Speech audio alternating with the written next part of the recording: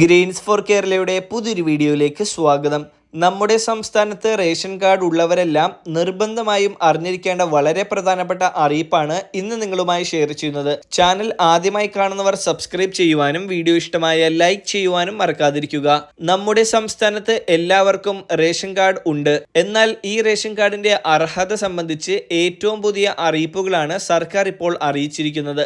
നമ്മുടെ സംസ്ഥാനത്തെ ration card ഉള്ളവരുടെ വീടുകളിലേക്ക് ഉദ്യോഗസ്ഥർ വീണ്ടും പരിശോധനയ്ക്ക് എത്തുകയാണ് എന്ന വാർത്തയാണ് ഇപ്പോൾ വന്നിരിക്കുന്നത്. റേഷൻ ആനുകൂല്യങ്ങൾ മാത്രമല്ല, മറ്റ് ആനുകൂല്യങ്ങൾ ലഭിക്കുന്നതിനും റേഷൻ കാർഡ് ഒരു അടിസ്ഥാന രേഖയാണ്.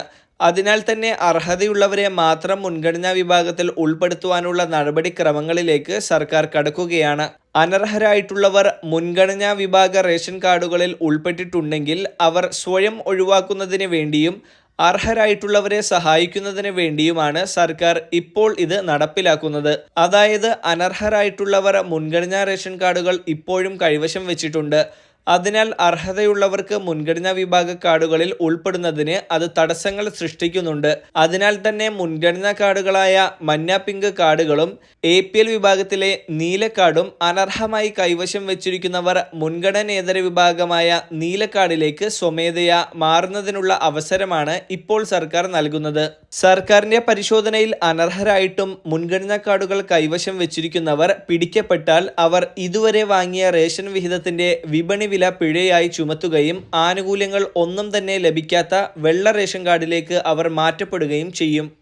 അർഹരെ ഒഴിവാക്കി അനർഹരെ മുൻഗണനാ കാർഡുകളിൽ ഉൾപ്പെടുത്തുന്നതിന് ഉദ്യോഗസ്ഥർ തന്നെ കൂട്ടുനിൽക്കുകയോ അല്ലെങ്കിൽ ഈ ഉദ്യോഗസ്ഥർ തന്നെ തിരിമറി നടത്തുകയോ ചെയ്താൽ അവർക്കെതിരെ വകുപ്പ് തല നടപടികൾ ഉണ്ടാകുമെന്നും അവർക്കെതിരെ ക്രിമിനൽ കുറ്റം ചുമത്തുമെന്നും സർക്കാരിന്റെ അറിയിപ്പ് വന്നിട്ടുണ്ട്. കേന്ദ്ര സംസ്ഥാന സർക്കാരിന്റെ ജോലിയുള്ളവർ, അർദ്ധ സർക്കാർ ജോലിയുള്ളവർ, പൊതുമേഖലാ സ്ഥാപനങ്ങളിൽ ജോലിയുള്ളവർ, കേന്ദ്ര സംസ്ഥാന സർക്കാരിന്റെ പെൻഷൻ വാങ്ങുന്നവർ, ആദായ നികുതി അടക്കുന്നവർ, ഒരേക്കറിൽ കൂടുതൽ ഭൂമിയുള്ളവർ, ഉപജീവന മാർഗമല്ലാതെ 4 ചക്ര വാഹനമുള്ളവർ, 1000 സ്ക്വയർ ഫീറ്റിന് മുകളിലുള്ള കോൺക്രീറ്റ് വീടുകൾ ഉള്ളവർ, 25,000 രൂപയോ അതിനു മുകളിലോ ശമ്പളമായി വാങ്ങുന്നവർ തുടങ്ങിയവർ മുൻഗണനാ വിഭാഗം കാർഡുകളായ മഞ്ഞ പിങ്ക് റേഷൻ കാർഡുകളിൽ ഉൾപ്പെടാൻ അർഹരല്ല. ഇത്തരത്തിൽ അനർഹരായിട്ടും മുൻഗണനാ വിഭാഗ കാർഡുകളിൽ ഉൾപ്പെട്ടിട്ടുണ്ടെങ്കിൽ അവർക്കെതിരെ നടപടികൾ എടുക്കാനുള്ള നിർദ്ദേശമാണ് ഇപ്പോൾ എത്തിയിരിക്കുന്നത്. ഇതിൽ ഏതെങ്കിലും ഒരു നിയമം പാലിക്കുന്നില്ലെങ്കിൽ നിങ്ങൾ തീർച്ചയായും നിങ്ങളുടെ മുൻഗണനാ റേഷൻ കാർഡ് സമർപ്പിക്കണം. താലൂക്ക് സപ്ലൈ ഓഫീസിൽ നേരിട്ട് റേഷൻ കാർഡുകൾ ഹാജരാക്കാൻ സാധിക്കും.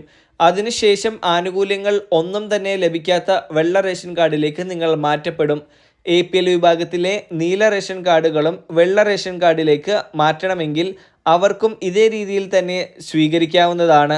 സ്വമേധയാ മുൻഗണനാ വിഭാഗത്തിലേക്ക് മാറുവാനുള്ള അവസരം നൽകിയിട്ടും അത്തരത്തിൽ അനർഹരായിട്ടും മാറാത്തവർ സർക്കാരിന്റെ പരിശോധനയിൽ പിടിക്കപ്പെട്ടാൽ പിഴ അടയ്ക്കേണ്ടി വരും എന്ന കാര്യം പ്രത്യേകം ശ്രദ്ധിക്കുക. എല്ലാ ജില്ലകളിലും പരിശോധനകൾ ഉണ്ടാകും. ഏതെങ്കിലും ഒരു കാര്യത്തിലെങ്കിലും വീഴ്ച വരുത്തിയാൽ നിങ്ങൾ അനർഹരായിരിക്കുമെന്നുള്ള കാര്യം പ്രത്യേകം ശ്രദ്ധിക്കുക. പിഴ കൊടുക്കാതിരിക്കുവാൻ അനർഹരായിട്ടുള്ളവർ സ്വമേധയാ നിങ്ങളുടെ മുൻഗണനാ വിഭാഗമായ റേഷൻ കാർഡുകൾ താലൂക്ക് സപ്ലൈ ഓഫീസിൽ സമർപ്പിക്കുവാൻ ശ്രദ്ധിക്കുക.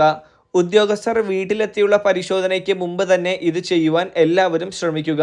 വളരെ പ്രധാനപ്പെട്ട ഈ ഒരു ഇൻഫർമേഷൻ നിങ്ങൾ മറ്റുള്ളവരിലേക്ക് കൂടി ഷെയർ ചെയ്യുക.